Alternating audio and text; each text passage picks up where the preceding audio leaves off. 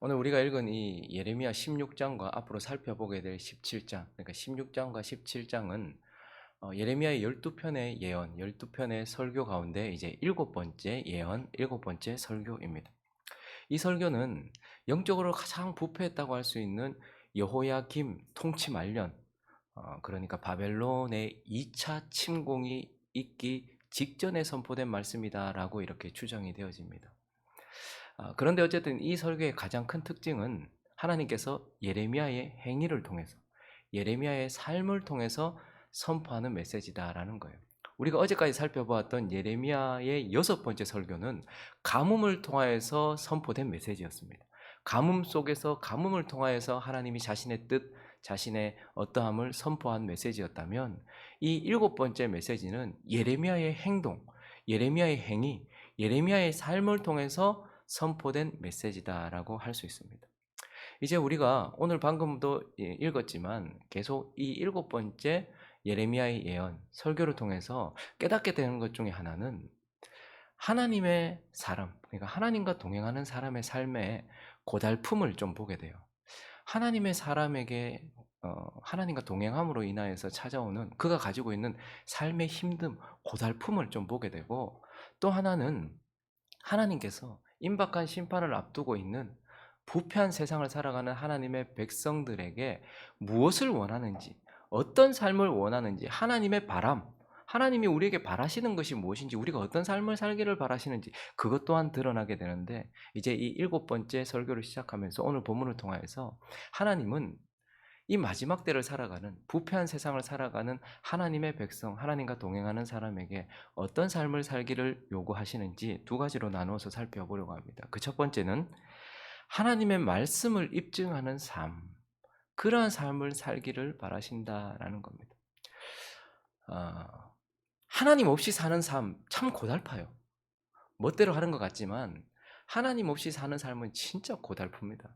그런데요, 하나님과 함께 동행하는 삶도 참 고달파요. 다른 종류의 고달픔이 있지만 어쨌든 힘듦이 있단 말입니다. 하나님과 동행하는데도 찾아오는, 가지고 있는 고달픔, 그 힘듦, 왜 그렇게 하나님과 동행하는데도 힘들까요? 가장 큰 이유는 우리가 하나님의 말씀에 순종하는 삶을 요구받기 때문이에요. 우리는 구원받았지만 여전히 거룩하지도 않고 완전하지도 않아요. 근데 하나님은 구원받은 하나님의 백성들, 하나님과 동행하는 우리가 하나님의 그 거룩한 말씀에 순종하기를 요구하고 계세요. 우리는 거룩하지도 않고 우리는 그것에 대하여서 완전하지도 않은데도 그 완전하시고 거룩하신 말씀대로 살아가라고 순종을 요구하시기 때문에 순종하는 삶은 우리에게 고달픔을 가져다 줍니다. 그러나 또 하나 우리가 고달픈 이유가 있는데, 그것은 이 하나님의 말씀, 이것을 단순히 순종만 하는 것이 아니라 이 말씀을 입증하는 삶을 살라고도 요구하세요. 하나님이 선포하신 진리의 말씀이 진짜라는 것을 입증하는 삶, 그리고 내가 믿었다라고 말하는, 내가 지금 마음에 가지고 있고 내가 귀로 들어서 내가 지금 알고 있는 이 말씀을 내가 입증하는 삶을 살라고 요구하시기 때문에 우리는 고달픈 것입니다. 오늘 예레미야에게 하나님은 세 가지 금지 사항을 말씀하셨고 그렇게 살라라고 말씀하셨어요.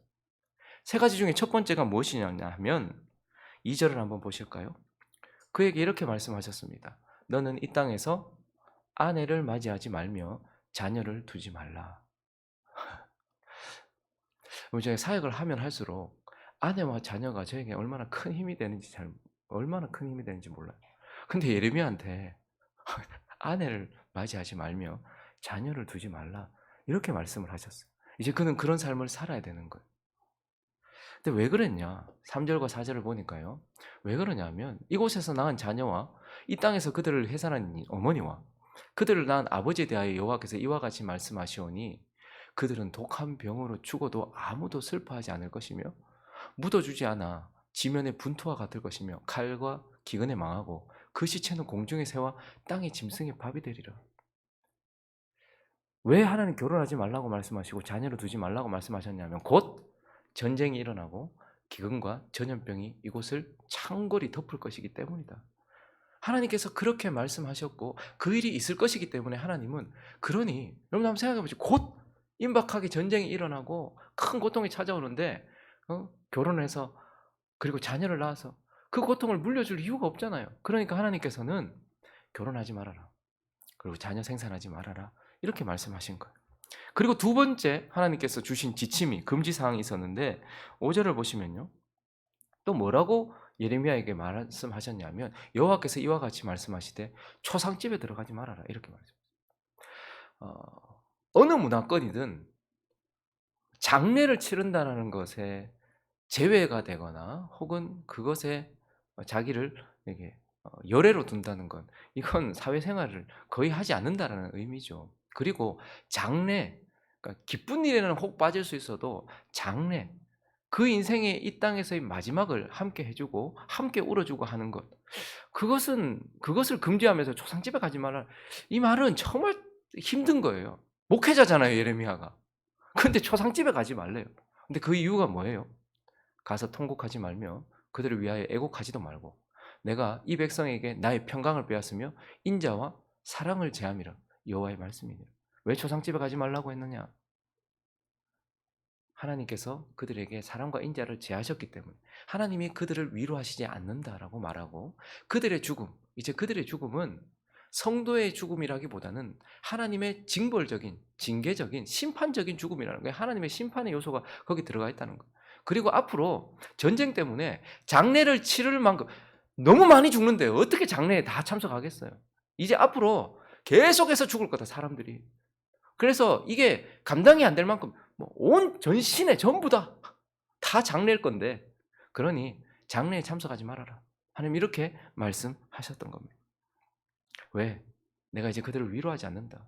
장례는 위로가 필요한 것 아니냐. 그러나 그들은 내게 징계를 받아서 지금 다 죽임을 당하는데 내가 위로하지 않는데 네가 가서 위로한다는 건 말이 안 된다. 하지 말아라. 얘기하셨어요. 마지막 세 번째 하나님께서 금지하셨던 것이 8절에 나오는데요. 너는 잔치집에 들어가서 그들과 함께 앉아 먹거나 마시지 말아라. 유대인들에게 있어서 식탁 교제, 그리고 특히 잔치에 참여하는 것은 큰 의미입니다. 그런데 하나님께서는 예레미야에게 잔치집에도 들어가지 말아라. 장례에도 참석하지 말라고 말씀하셨고 잔치집에도 들어가지 말라고 말씀하셨어요. 왜요? 9절. 만군의 여호와 이스라엘의 하나님께서 이와 같이 말씀하시네. 보라, 기뻐하는 소리, 즐거워하는 소리, 신랑의 소리, 신부의 소리, 내가 내 목전, 내 시대 이곳에서 끊어지게 하리라. 하나님께서 그 기쁨을 다 끊어내신다고 말씀하십니다. 이제 그들은 나에게 심판을 받을 것이고 징벌을 받을 것이다. 그래서 나는 그들의 삶 속에서 기쁨을 완전히 제할 것이다. 그러니 기쁨을 찾아 헤매고 있는 그 잔치집에 네가 참석해서 웃으며 그들과 함께 즐거워하지 말아라라고 이렇게 말씀을 하시는 거예요. 여러분, 이게 쉬운 일이 아닙니다. 여러분들에게 이렇게 이야기했다고 생각해 보십시오. 쉬운 일이 아니에요. 근데 왜 하나님 이렇게 그에게 이런 삶을 살라고 하셨을까요? 예레미야가 어떤 말씀을 선포했습니까? 이 가뭄 속에서, 이 가뭄은 우리를 돌이키기 위한 것이 아니다. 하나님께서 반드시 심판하실 것이라는 것의 보증이요 확증이다. 그리고 곧 무엇이 온다? 칼과 기근과 전염병. 곧 전쟁이 일어나고 우리는 포로로 끌려간다라고 선포했어요. 그랬기 때문에 하나님은 그것을 입증하는 삶을 살라는 거예요. 전쟁이 일어난다고 말해놓고 결혼하고, 전염병이 있고 기근해서 이 땅이 완전히 황폐될 것이라고 말해놓고 자식 낳고, 이러면 사람들이 뭐라고 생각할까요? 저거 말은 곧 전쟁이 일어난다고 해놓고 결혼하네? 그런데 그가 곧 전쟁이 일어나서 이 땅 완전히 황폐해지고 이건 도저히 감당 안 되는 그런 고통이 찾아올 것이다. 그렇게 말했기 때문에 그가 결혼하지 않음으로써, 여러분, 히브리어에는요 독신남이라는 단어 자체가 없어요. 이런 말 자체가 없어요. 왜냐하면 하나님께서 결혼을 명령하셨고, 그리고 자녀를 출산하고 생산하는 것은 하나님의 큰 축복을 의미하는 거예요. 그렇기 때문에 가정을 이룬다라는 것은 그들의 사회적인 분위기 속에서 정말 중요한 하나의 삶이었어요. 그렇기 때문에 독신남이라는 단어 자체가 없었어요. 거기다가 이것은 하나님의 창조의 명령이기도 했어요. 너희는 생육하고 번성하여 땅에 충만하라고 말씀하셨기 때문에 결혼을 하고 자녀를 낳는 것은 하나님의 명령대로 살아가는, 창조 원리대로 살아가는 삶이기도 했어요. 그런데 하나님께서 예레미야에게, 사람들은 주목했을 거죠. 너 왜 결혼을 안 하냐? 너 왜 자녀를 놓지 않으려고 하냐? 사람들은 놀랬을 거예요. 그런데 예레미야는 내가 왜 그렇게 하겠냐? 내가 뭐라고 말했냐? 하나님이 지금 칼과 기근과 전염병을 준비하고 계시고 우리는 곧 그런 극심한 고통을 당할 텐데 그것을 확증하는 삶을 삶으로써 보증을 하고 있는 거예요. 그래서 하나님께서 주셨던 말씀, 그리고 자기가 믿는 그 말씀을 입증하는 삶을 사는 것. 그리고 예레미야가 뭐라고 선포했습니까? 이스라엘 백성들은 하나님이 자기한테 평안하다 평안하다 평안하다 말한다고 생각하고 있었어요. 근데 예레미야는 뭐죠? 너희 평안하지 않다. 하나님은 너에게 진노하셨고 하나님은 너에게 등을 돌리셨다라고 말씀을 선포했어요. 그리고 예레미야는 그렇게 믿고 있었어요. 그래서 어떻게 하는 거예요? 인생에 가장 위로가 필요한 장례식에도 하나님을 대표하는 선지자가 참석하지 않고, 인생에 가장 기쁨이 있는 잔치집에도 하나님을 대표하는 선지자가 거기 참석하지 않음으로써 하나님의 부재를 보여주는 거예요. 너희의 슬픔에도 하나님은 계시지 아니하다. 너희의 기쁨에도 하나님은 계시지 아니하다. 예레미야가 하나님은 너에게 등을 돌리셨고 하나님은 너에게 진노하고 계신다라고 선포했는데, 초상집에 가서 울어주고 잔치집에 가서 웃어준다면 내가 말한 말과 내가 선포하고 내가 믿은 그 말과 내 삶이 전혀 다른 거예요. 그렇기 때문에 하나님은 예레미야에게 네가 선포했던 말, 그리고 네가 믿고 네가 지금 가지고 있는 이 말에 합당하게 그 말씀을 입증하는 삶을 살라라고 이렇게 말씀하시는 것이고, 하나님은 모든 세대의 하나님의 사람들에게 그러한 삶을 요구하셨습니다. 아브라함과 이삭과 야곱, 이제 믿음의 조상들의 시작이죠. 이 족장들, 그들에게 하나님께서 뭘 약속하셨습니까? 본토 친척 아비 집을 떠나게 했어요. 그리고요, 하나님이 너에게 주신 약속의 땅이 있다고 말씀하셨고, 그들은 본향을 바라보면서 어떤 삶을 살았어요? 나그네로서 살았어요. 그래서 나는 이 땅이 내 집이 아니다. 하나님이 주시는 땅, 나는 하나님이 나에게 주시는 나의 하나님의 나라가 있다라는 것을 믿었어요. 그래서 어떤 삶을 살았어요? 나그네로서 살았어요. 그래서 그들은 정착하지 아니하고 장막에 거하면서 살았어요. 그러니 자기가 선포했던 말, 자기가 믿었던 말을 자기가 입증하는 삶을 살았다라는 거예요. 한번 이사야가요, 이스라엘 백성들에게 돌아오라고 이야기하는데도 그들은 큰 고통 속에서도 하나님께 돌아오지 않고 오히려 또 이집트를 의지하는 거예요. 애굽을 의지했어요. 그래서 이사야가 어떻게 선포했냐면, 너희 그렇게 의지하는 이집트 곧 망해서 포로로 끌려갈 거야. 근데요, 이건 지금 미국이 망해가지고 미국이 우리나라한테 져가지고 우리나라의 포로가 될 거다, 이 말을 봐도 말도 안 되는 소리였어요. 이집트가 망한다고. 그런데 이사야는 이집트가 망하고 이집트가 포로로 끌려갈 거라고 선포를 했어요. 그래서 그가 이것을 입증하는 삶을 살았어요. 어떻게 했어요? 3년 동안이나 벗은 몸으로 이집트 사람들이, 애굽 사람들이 포로로 끌려가는 모습으로 3년 동안 살았어요. 그러면서 반드시 이렇게 될 것이라는 걸 입증하는 삶을 살았단 말입니다. 여러분, 지금 이 예레미야 선지자보다 한 세기 앞서 사역했던 호세아는요, 정확하게 반대되는 명령을 받았어요. 호세한테는 뭐라고 예레미야한테는 너 결혼하지 말고 자식 놓지 말라고 했어요. 근데 호세한테는요, 너 음란한 여인과 결혼해서 음란한 자녀를 낳으라, 완전히 반대되는 말을 했어요. 그 삶 때문에 호세가 너무 힘들었어요. 근데 호세아는 뭘 외쳤죠? 그래도 하나님 너희를 사랑하신다는 거였어요. 돌아오라는 거예요. 하나님 너희를 사랑하신다. 너희가 하나님을 반역하고 너희가 하나님을 떠나고 창기처럼 되었다 할지라도 하나님은 너희를 사랑하신다라고 선포했어요. 그래서 그는 그것을 입증하는 삶으로 어떻게 했죠? 자기의 음란한 여인이 자기를 완전히 떠나서 저기 무너진 삶이 되었을 때도 호세아가 어떻게 하는 거예요? 가서 데리고 와서 다시 사랑해 주는 거예요. 자기가 선포했던 말을 입증하면서 살았던 거예요. 예레미야는요, 하나님이 너희를 사랑하신다는 것을 선포했던 자가 아니고 하나님이 이제 너희를 심판하신다는 하나님의 공의를 선포했어요. 그래서 어떻게 하는 거예요? 그렇게 눈물 많고 사랑 많은 이 선지자가 결혼도 하지 않고, 정확하게 반대되는 명령을 받았죠. 결혼도 하지 않고 자식도 놓지 않고, 그리고 초상집에도 참여하지 않고 잔치집에도 참여하지 않음으로써 하나님이 진짜 심판하신다는 것을 입증하는 삶을 살았단 말입니다. 하나님은 우리가 단순히 하나님의 말씀에 순종하는 삶도 요구하시지만, 하나님의 말씀, 그리고 내가 받은 말씀, 내가 믿는 말씀, 내가 선포하는 말씀을 입증하는 삶을 살기를 원하시고, 그래서 우리는 고달파요. 저와 여러분이 세례를 받고 그리스도인이 되었다는 것은 예수 그리스도가 나의 죄 때문에 십자가에서 대신 죽으셨다는 것을 믿는 것과 함께, 세례를 받았다는 것은 그와 함께 나도 죽고 내가 다시 살아서 나는 죄 용서함을 받은 새 사람이다라는 것을 믿는다라는 의미예요. 그러면 우리가 그렇게 말했다면 우리는 어떤 삶을 살아야 될까요? 죄를 그치고 죄를 떠나며 정말 새로운 삶을 삶으로써 내가 받은 세례와 내가 믿는 이 신앙을 입증해야 하는 거예요. 그런 삶을 살아야 되는 것이죠. 우리는 예수를 주라고 고백해요. 그러면 내가 입으로 그렇게 고백했고 내가 그렇게 정말 믿는다면, 세상의 돈이 아무리 좋아 보이고 세상의 명예가 아무리 좋아 보이고 내가 좋아 보여도 그분이 주인된 삶을 삶으로써 이걸 입증해야 되는 거예요. 사람들 앞에서는 예수가 주입니다, 그분이 하나님의 아들이십니다, 이렇게 말을 하면서 가만히 보면 자기가 주인인 삶을 살고 돈이 주인인 삶을 살면 세상 사람들도 그렇고 하나님도 그렇고 뭐 하냐? 말과 삶이 다르니까요. 우리는 구원받을 것이다라고 말하고 곧 하나님의 최후 심판이 있을 것이라고 말하고 새하늘과 새 땅을 하나님께서 준비하고 계신다. 주님이 곧 다시 오신다라고 말해요. 그러면 정말 주님이 다시 오실 것을 믿는 삶을 살아야 되잖아요.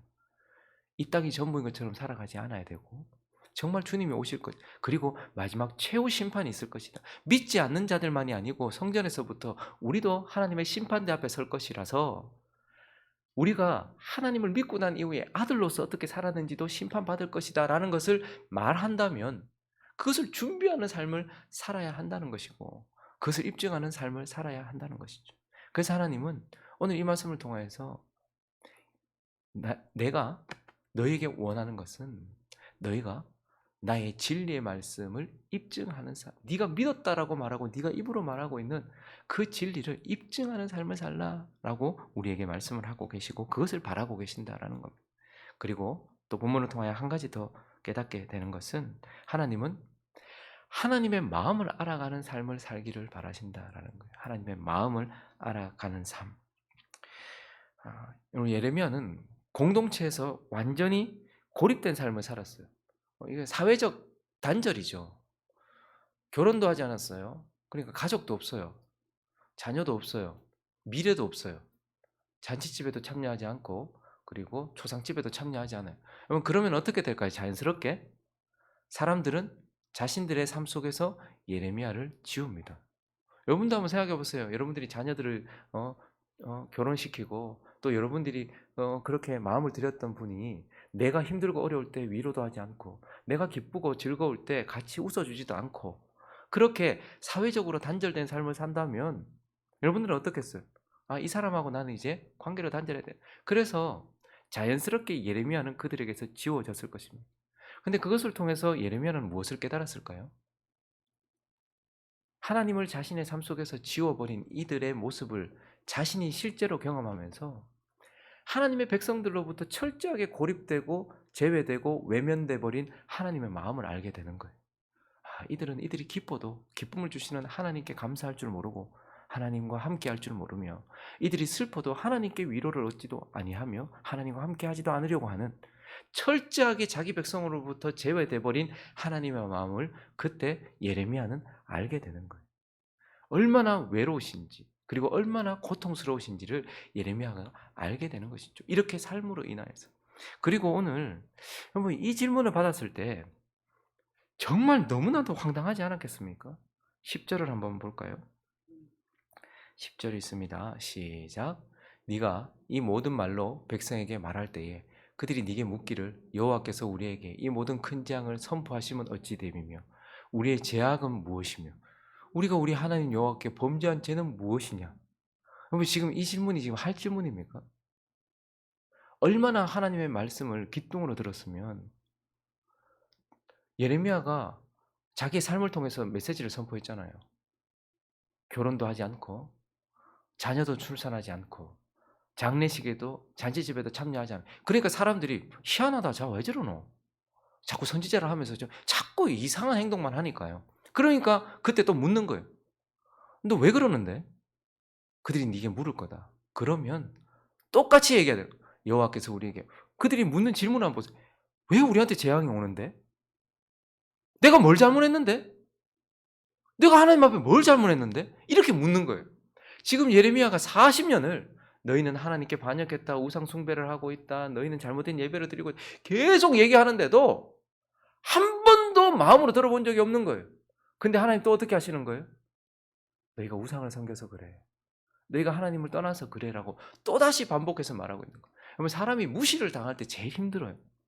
얼마나 하나님을 하찮게 봤으면 이렇게 선포하고 선포하는데도 내가 뭘 잘못했는데 하나님 근데 왜 이러셔?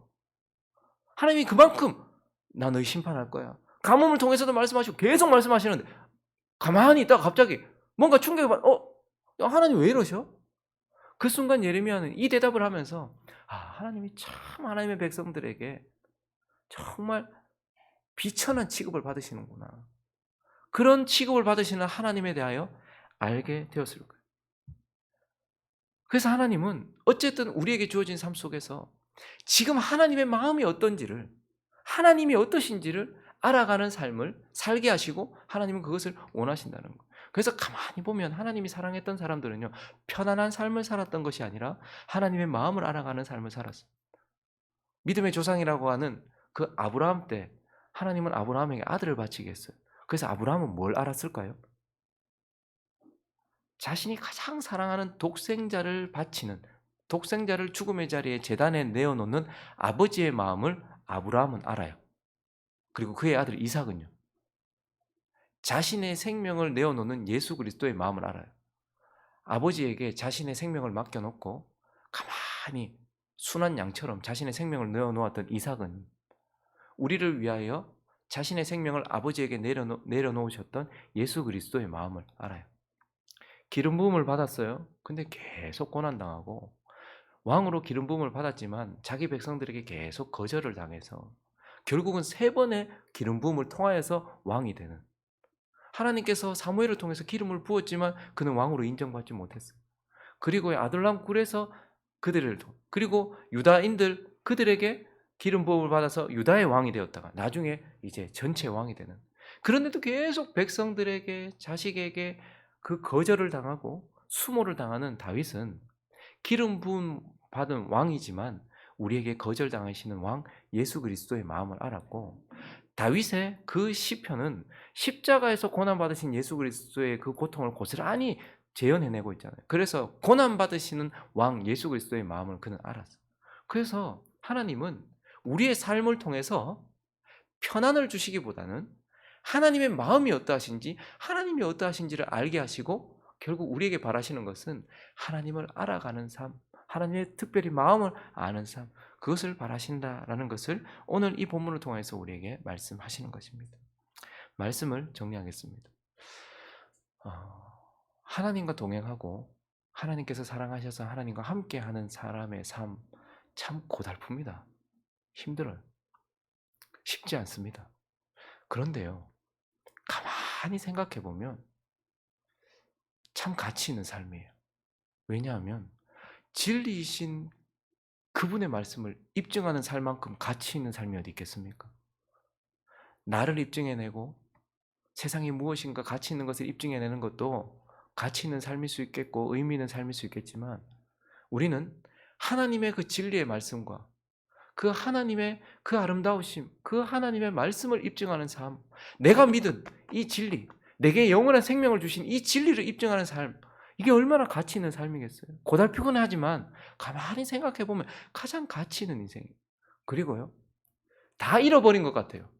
나는 가족도 없고, 나는 이제 친구도 없고, 내 주변에 아무것도 없는 것 같아요.